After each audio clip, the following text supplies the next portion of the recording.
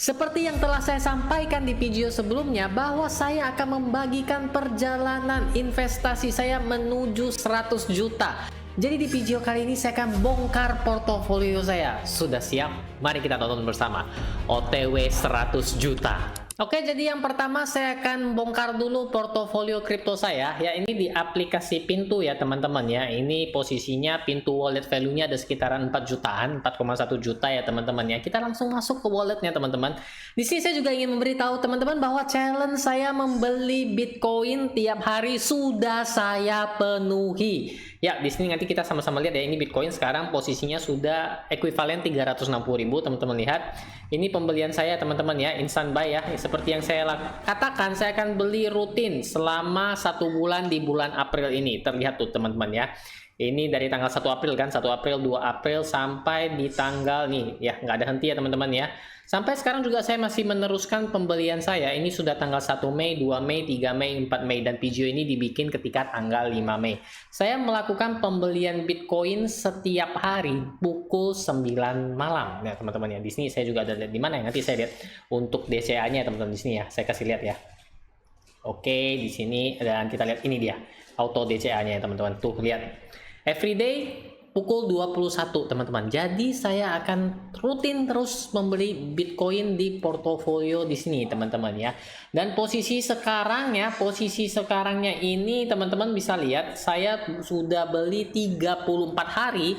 Karena seharinya 11.000, sekarang posisinya 361.000. Ayo tulis di komentar, cuan atau enggak? Jadi ketika market Bitcoin ini turun naik teman-teman ya, turun naik seperti ini teman-teman lihat. Oke, 1 minggu terakhir tuh lihat ya, naik turunnya ya, drastis banget ya, serem banget kan ya. Tapi portofolio saya seharusnya hitung-hitungannya profit kan ya teman-teman ya, profit atau rugi nih ya. Nah, oleh karena itu teman-teman, ini untuk Bitcoin ya. Kalau untuk koin-koin lainnya sepertinya saya akan jual-jual kalau sudah ada profit ya teman-teman. Karena saya akan memfokuskannya saja pada Bitcoin di portofolio di Pintu ini teman-teman. Solana ini modalnya 200.000 teman-teman, dikit lagi akan sampai. Ketika cuan saya akan jual. Chainlink ini modalnya 500, ketika sampai saya juga akan jual ya.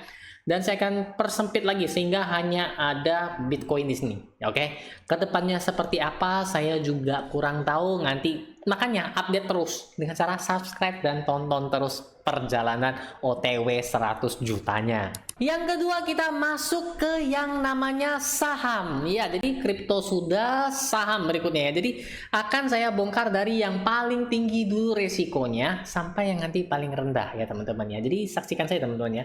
Ini saham portofolio saya minus 7%-an teman-teman ya. Saham ini sekarang saya lagi menguji coba metode no cut loss ya. Ini memang terdengar agak aneh kalau no cut loss itu gimana ya teman-teman ya. Pegas sekarang plus 18%-an, PTBA plus 5%-an, sedangkan yang lain masih minus dalam. Oh ya, teknik yang saya gunakan saat ini yaitu ketika saya melihat harganya sudah sesuai cocok ya, sesuai dengan analisa saya, maka saya akan membeli dengan nilai kurang lebih 500.000 ya. Tapi itu nggak langsung nembak semua. Saya selalu siapkan dana untuk pembelian keduanya. Seperti yang telah saya lakukan pada BBRI ketika semuanya minus dan mereka bilang udah takut jual habis semua. Saya malah beli ya. Jadi ada riwayat transaksinya di sini. Saya beli di harga 5.300 kali, beli di harga 4.700 kali, oke? Jadi kalau dia turun lagi di harga 4.100, 4.000 saya beli lagi, ya nilainya sekitaran 500-an ribu ya teman-teman ya. Ini kok hanya 470-an ribu ya, kok bisa kayak gini ya? Karena satu lotnya kan nggak bisa beli 1,5 lot ya teman-teman ya, benar kan? Ya kan saya terus beli terus teman-teman ya. Jadi tenang, makin turun kita makin beli, seperti itu. Jadi kalau minusnya kayak gimana teman-teman lihat, kalau cuan boleh diikutin, kalau minus kan biar saya sendiri yang rugi. Jadi teman-teman tinggal mempelajari saja portonya gimana, oke? Yang paling dalam sekarang Asri minus 25%. Teman-teman lihat posisinya, saya baru melakukan pembelian sekali. Beda dengan MNCN yang saya sudah melakukan pembelian 2 kali karena di sini sudah nilainya 1 juta. Artinya sudah 2 kali pembelian. Teman-teman lihat di riwayat transaksinya. Ini sudah agak lama ya, jadi kita lihat saja. Oke, jadi di harga 470 saya sudah beli sekitaran 500-an ribu, di harga 374 juga sudah saya beli di harga sekitaran 500-an ribu, dan sekarang masih minus 20%-an. Kapan beli lagi? Nanti saya analisa dan akan saya beli lagi berikutnya, oke?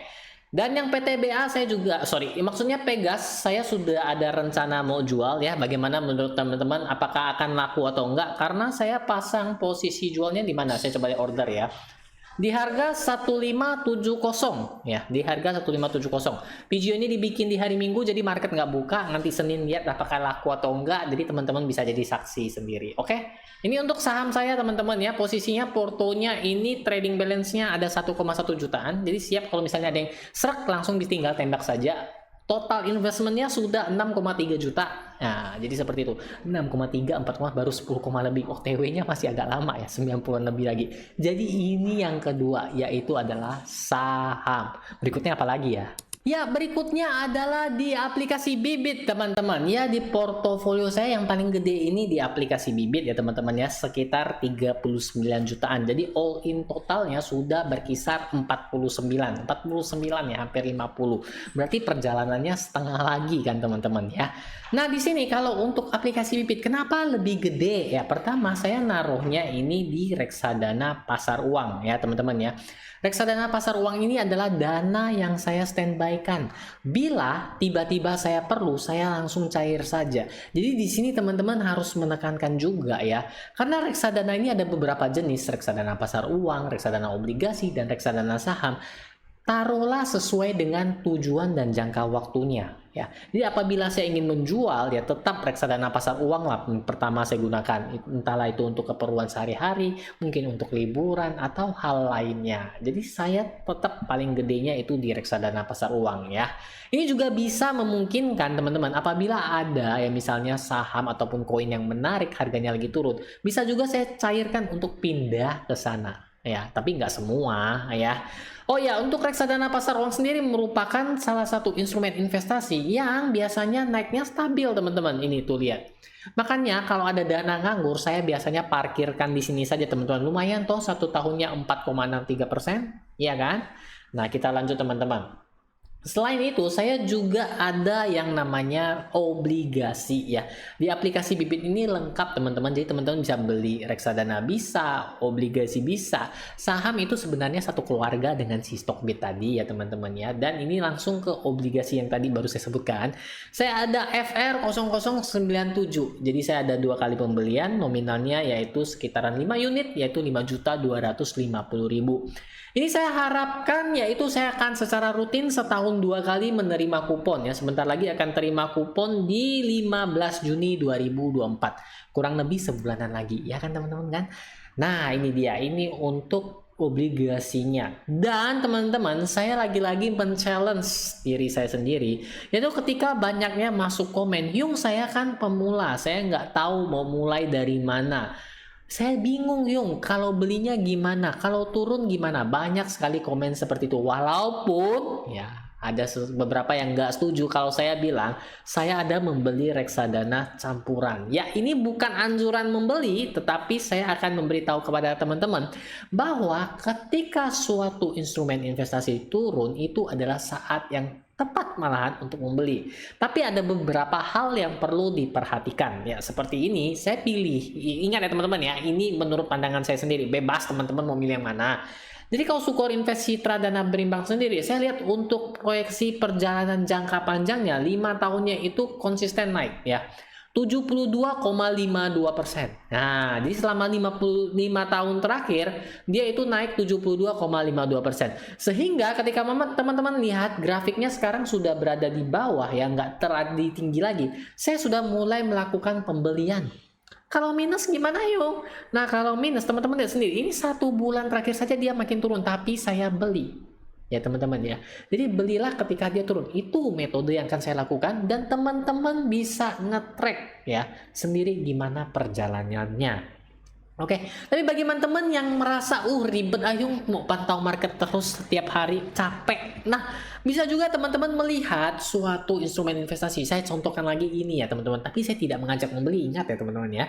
Ini teman-teman lihat 5 tahun terakhir ya, teman-teman lihat beberapa jenis reksadana, seperti contohnya reksadana pasar uang kan juga naik stabil ya. Beberapa reksadana obligasi juga naiknya stabil, jadi teman-teman lebih tenang. Namun reksadana saham atau campuran ini biasa naik turunnya agak begini teman-teman. teman-teman. Jadi bisa bikin shock bagi kamu yang mungkin baru pertama kali terjun ke dunia investasi.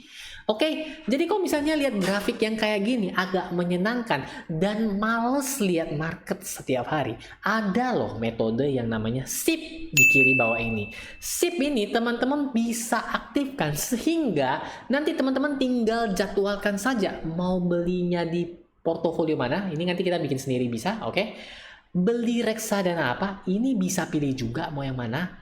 Ataupun pula, dan nah ini yang baru benar, dan masukin nominalnya berapa ya, karena ada reksadana yang minimum pembeliannya 10.000 saja, jadi teman-teman sudah bisa start invest mulai dari 10.000 saja. Tuh lihat ya, saya contohkan teman-teman ya, yang mulai dari 10.000 di sini ada ya teman-teman ya. Jadi kita lihat misalnya reksadana, kita pilih yang bawahnya, top reksadana penjualan return tertinggi minimal 10.000, tuh lihat.